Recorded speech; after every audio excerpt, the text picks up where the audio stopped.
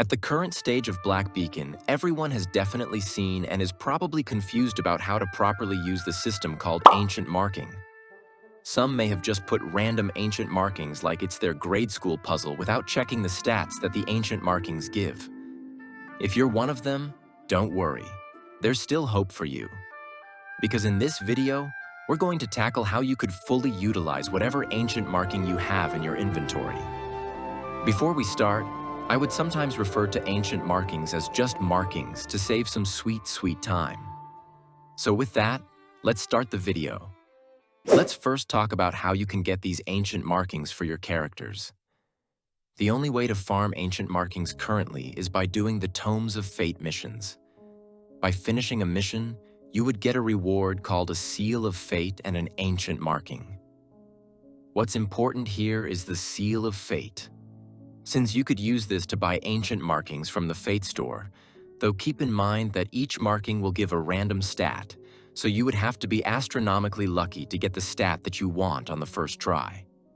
So basically, to get the ancient marking that you want, you would have to farm Tomes of Fate over and over again, and then you would buy an ancient marking until you get the one that you want. To understand this more clearly, let's go get an example. For example, I want to build my Florence to be the giga damage dealer that she's destined to be. The first thing that you should look for when building any character is what type or element of damage dealer the character that you're going to build is.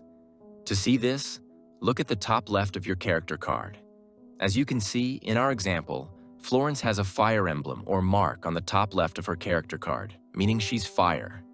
I'm going to put on the screen all the types in the game so you would have an easier time doing this. Now that we know that Florence is a fire damage dealer, I would have to look for, obviously, a fire damage stat on my ancient marking, because if I put a water damage marking on this fine young lady, she's not suddenly just gonna squirt and deal massive damage to the enemy. Because again, she's a fire damage dealer. Now, every ancient marking doesn't need to be fire damage. If you're building a DPS, it could be critical damage or attack, but I think that having the specific element would boost your overall damage, because most of your damage comes from your skill, and skills deal elemental damage. Now that we understand that, we're now going to go to the hellish farm of ancient marking.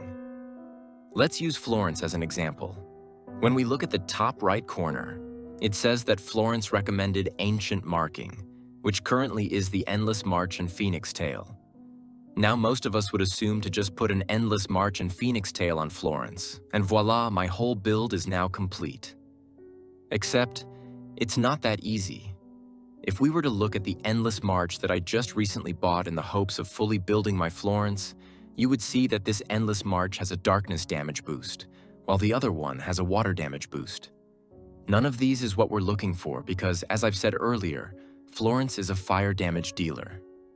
Now, to get the Endless March fire damage boost, I would have to farm the Tome of Fate over and over again, and then buy the Endless March in the Fate shop, and hope that this endless farming would end in the next ancient marking that I buy.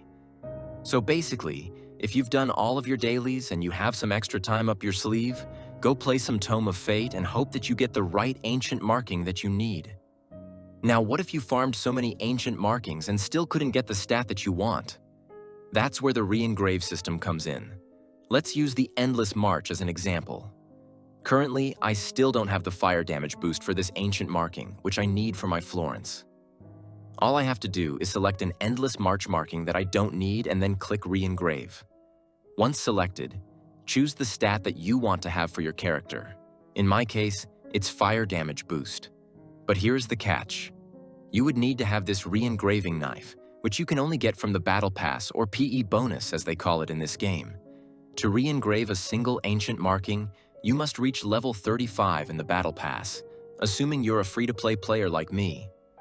If you bought the Premium Pass, obviously you'll get a lot more. This is really nice to have, but I just hope that in the future, there will be more ways to get this rather than just in the Battle Pass. The next thing that you need to know is how upgrading works in this game.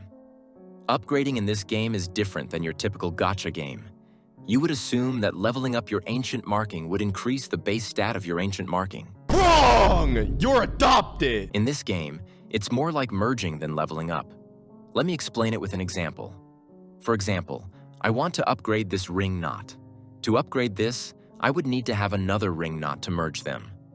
As you can see, when I selected the other ring knot, it would then give me the merged version of them, leaving more space for other ancient markings to make me stronger. Because of all these upgrades, you might ask, why do we need to fill them up with big ancient markings when we could easily just use small ones and get more stats? The biggest reason why you should use these recommended big ancient markings is for their passives.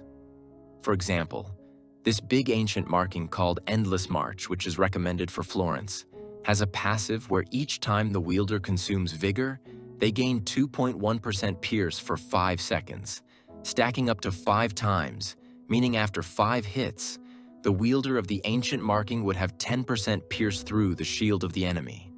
These extra buffs are not present in the small markings, and they actually give out huge percentages of stats like, for example, this Endless March gives 11% elemental damage, while this ring knot only gives 3.3% elemental damage. It is best to just follow the recommended ancient marking for your character if you're not someone who likes to read all this information and only wants to enjoy the game. Because most likely, this is the best ancient marking for your character anyways. Not all passives will have a great synergy with your character, just like this ancient marking called Outstanding Herbalist. Now this marking's passive says that all team members with less than full vigor gain a 7.2% increase in attack power when the wielder's vigor is fully restored. This effect is cancelled once the wielder uses vigor. This is clearly a good marking, but not for Florence, since you would expect Florence or your main DPS to always be at the field dealing massive damage. And if you equip this to them, you would immediately cancel its effects. While this may not be good for a main damage dealer, this could be exponential for sub-DPS or supports, which is where it really shines. What I'm trying to get to here is using the right ancient marking on the right character would boost your overall strength, and this is usually by following the recommended ancient marking. The developers already did the thinking for you, and now you just need to follow. While there may be something better, if you really studied each marking and made different team combinations, it could give you a little bit more percentage of power. But since we are not that sweaty, we'll let the other sweaty dudes do that work for us.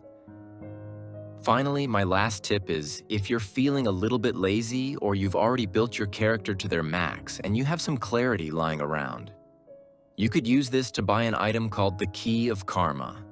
This Key of Karma can be found just by clicking the plus sign in the top right corner while you're in the Tomes of Fate screen.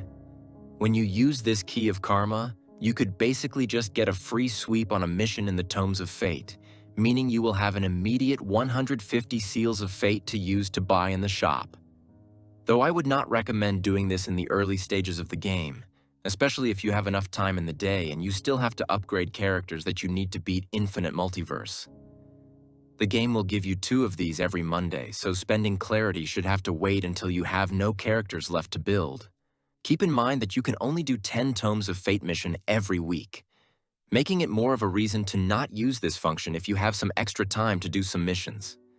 I feel like I've already covered everything that there is to talk about ancient marking and how you could maximize the potential of each of your characters. So if you have any questions, feel free to leave them in the comments. I'll be reading and trying to answer your questions to the best of my ability. With that, leave a sub if you like similar content like this. And see you in the next video.